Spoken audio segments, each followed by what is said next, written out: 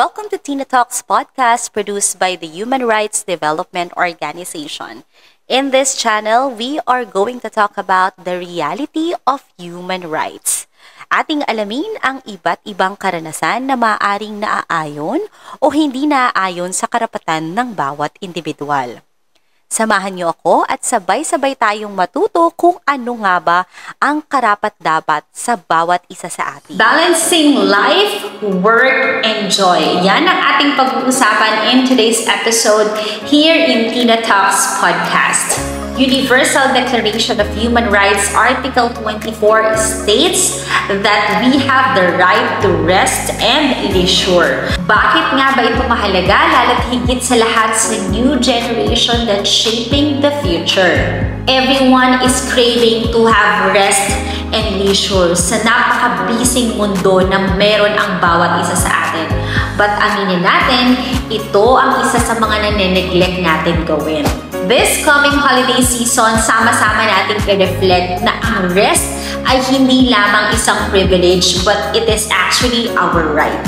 Sounds simple, right? Pero in today's generation, aminin natin na kapag sinabing ikaw ay workaholic, ikaw ay nag-overtime, ikaw na during weekends and even during holidays ay nagtatrabaho, you consider yourself na masipag, you consider yourself responsible because you are overworking. And yet, kapag ikaw naman ay nagpapahinga, ikaw ay nagbabakasyon, we normally consider those people as tamad or part of our lazy moments or lazy season. Spoiler alert, it's actually not. Alam nyo ba that when you do your rest and leisure, you reward yourself? That is part of being a human. It's part of humanity.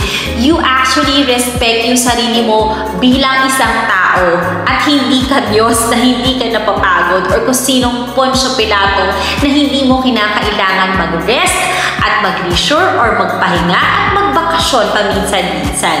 It is simply having a balanced mental well-being and honestly, enjoying life. At wala namang masama if you enjoy your life. Let's be honest, sa mga millennials and Gen Z, maliban sa ating mga main or full-time jobs, ang dami-dami pa nating mga tinatanggap na side hustle. Isa na ako doon. Hindi ko i-excuse yung aking sarili pagdating dyan na parang 24/7 na lang tayong nagtatrabaho. But let us be careful because burnout isn't a badge of honor.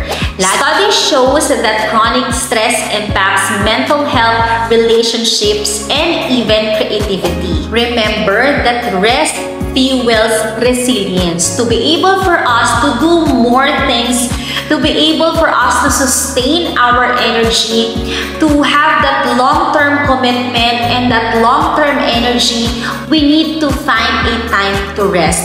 Hindi lang tayo trabaho ng trabaho. In small talks and even here sa Tina Talks, I guess lagi ko nang nasi-share sa inyo that self-love and self-care is really important. Lalo pat higit sa lahat sa mga magulang din na kagaya ko. We cannot give something to other people that we don't have. If ikaw ay burned out, if ikaw ay laging feeling mo ubos na ubos ka na, feeling mo you feel empty after a long day of work, talagang pagod na pagod ka na at wala ka nang kayang ibigay. We don't want to come to a point na wala ka nang kayang ibigay. Minsan, kadalasan natin yung naririnig na wala na akong kayang ibigay dahil pagod na ako. Of course, we don't want that. We want to have sustained relationship. We always want to have a long-term relationship and long-lasting and even forever love relationship and connection to other people. Kaya naman it is really important to reward yourself with rest and leisure because again, it is our right. And basically, Article 24 protects our right to rest and leisure. As we are approaching this holiday season, napakaraming araw na wala tayong pasok because it's a holiday break. Wala tayo dapat ginagawa or simply just enjoy our life. Ano na nga ba ang pinlano mong gawin this coming days na wala tayong trabaho dapat, na wala tayong pasok? It's because it is our usual break. Check out your plans this coming holiday seasons, yung mga days na wala kang trabaho. Baka naman you're trying to re-image yung iyong mga agendas na it's fun naman while working or commonly known na workation. But in reality, nagtatrabaho ka talaga. Dinadala mo yung trabaho mo sa araw ng iyong pagpapahinga. Let us reclaim rest as our right and necessity. That's why I challenge you this coming week. Try to think of something that will make you relax and rest. Kahit yung simpleng panonood lang na favorite movie mo, pagsuscroll lang sa cellphone mo, pagbabasa ng iyong paboritong libro, or pakikinig lang ng music, or pagtulog.